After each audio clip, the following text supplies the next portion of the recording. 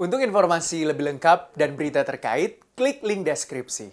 Dan jangan lupa juga untuk download aplikasi CNBC Indonesia yang tersedia di Play Store dan juga App Store. Jangan lupa subscribe ya.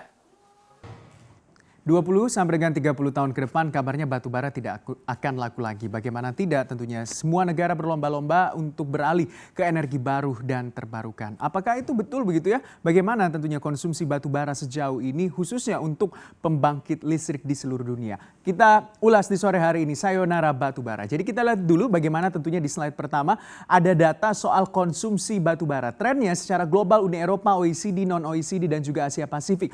Rata-rata memang kalau kita lihat secara global itu 0,6% terjadi penurunan untuk konsumsi batubara. Sementara di Uni Eropa juga terjadi penurunan yang sangat signifikan. 17,8% dari 9,37 exajoules menjadi 7,69 exajoules. Lalu di negara-negara anggota OECD yaitu Australia, Austria, Belgia, Jerman dan beberapa juga masuk ke dalam Uni Eropa. Juga kalau kita lihat terjadi penurunan 11,3%. Sementara untuk negara-negara non-anggota OECD itu terjadi kenaikan yang cukup signifikan yaitu 2,6% dari 122,61 menjadi 125,75 exajoules. Lalu di negara Asia Pasifik, kalau kita lihat datanya terjadi juga kenaikan yang signifikan 2,2% dari 119,62 exajoules menjadi 122,22 exajoules. Ini berarti memang untuk tren konsumsi batubara semakin menurun. Padahal kalau kita tahu 38% energi di dunia itu dikontribusikan oleh batubara. Karena kebutuhan energi khususnya listrik begitu ya di dunia itu adalah sebanyak kurang lebih 24.973 TWh. 9.000 TWh diantaranya dikontribusikan oleh batubara. Artinya ada 38% batubara berkontribusi terhadap listrik di seluruh dunia. Kita lihat next slide selanjutnya bagaimana juga masih terkait dengan tren konsumsi batubara. Ini adalah negara-negara yang berada di kawasan Asia, utamanya mungkin Bangladesh. Kalau kita lihat datanya Bangladesh terjadi kenaikan yang cukup signifikan 41%, bergantung juga masih terhadap batubara. Singapura juga naik 30,8% konsumsinya, sementara untuk Vietnam juga terjadi kenaikan 30,2% dan untuk Indonesia juga naiknya 20%. China yang menjadi konsumen batubara tertinggi nomor 1 di dunia juga terjadi kenaikan untuk konsumsi batubaranya 2,3%. Dan untuk China 65% listrik di China itu dikontribusikan oleh energi dari batubara. Kenapa sih masih menggunakan batubara? Karena itu kos untuk membangun pembangkit listrik tenaga uap masih bisa dikatakan lebih murah ketimbang membangun pembangkit listrik tenaga EBT atau energi baru terbarukan. Kita lihat slide selanjutnya yaitu soal bagaimana negara-negara Eropa yang sudah mulai meninggalkan konsumsi batubara. Terlihat juga dari negara Spanyol, Portugal dan juga Denmark yang semuanya untuk konsumsi batubaranya itu menurun. 54,6% untuk Spanyol, lalu Portugal 49,4%, sementara itu Denmark 41,8%. Jadi mulai meninggalkan negara-negara Eropa. Dengan tentunya negara-negara Eropa yang biasanya menjadi pasar batubara dunia yang selama ini ekspor begitu dari negara-negara penghasil batubara, kali ini sudah mulai menyempit begitu pasar di batubara di Eropa.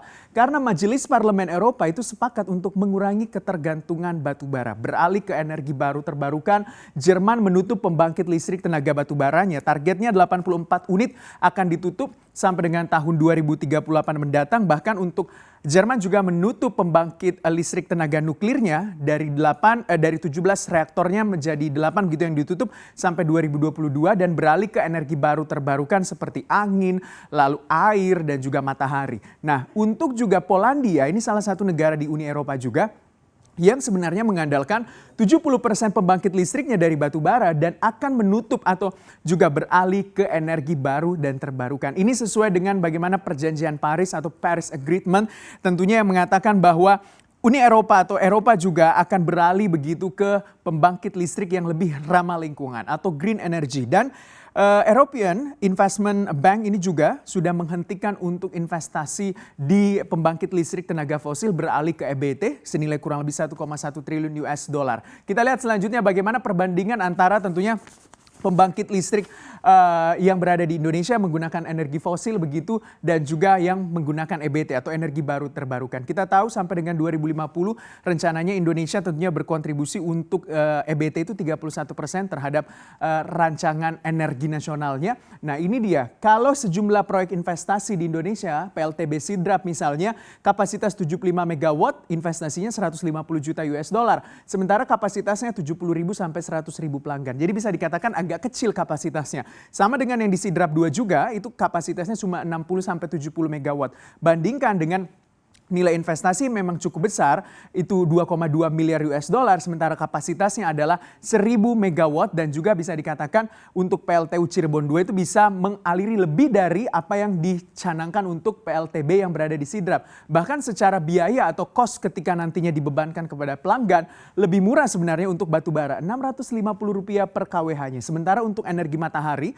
atau pembangkit listrik tenaga matahari begitu ya, ini Rp2.500 per kWh-nya. Kalau untuk gas Rp900, sementara micro hydro adalah Rp787 per kWh-nya. Jadi bisa dikatakan untuk batubara memang lebih besar ketika investasi, tapi ketika diterapkan atau dikonsumsi kepada masyarakat agak lebih murah untuk batubara. Kita lihat lagi next selanjutnya bagaimana yang terakhir ini. Ini adalah perbandingan antara energi baru terbarukan dan juga energi fosil. Memang kalau kita tahu energi baru terbarukan itu ada PLTS, lalu PLTB, lalu PLTA. Ini semuanya ramah lingkungan, green energy. Tapi kalau kita belajar dari PLTN Fukushima, yaitu pembangkit listrik tenaga nuklir yang ketika ada tsunami dan juga gempa di Jepang, itu tentunya rusak dan bocor begitu ya, membuat tentunya radiasi nuklir di sekitar Fukushima di tahun 2011 membuat pemerintah Jepang harus mengembalikan kepercayaan orang-orang luar negeri untuk bisa kembali ke Jepang. Itu sangat besar. Biayanya memang mahal untuk membangun pembangkit listrik tenaga atau EBT, energi baru terbarukan, tapi lebih ramah lingkungan. Sementara untuk energi fosil, misalnya batu bara dan juga minyak, biayanya memang agak cukup lebih murah, tapi tidak ramah lingkungan. Ini sebenarnya yang mungkin dikhawatirkan bagi industri batu bara begitu ya, agak dilematis karena kita tahu sejumlah negara sudah meninggalkan begitu untuk energi batu bara menuju ke energi baru terbarukan atau green energy. Apakah masa depan batu bara akan suram atau malah mungkin sayonara batu bara? Kita akan lihat nantinya di 20 sampai 30 tahun mendatang.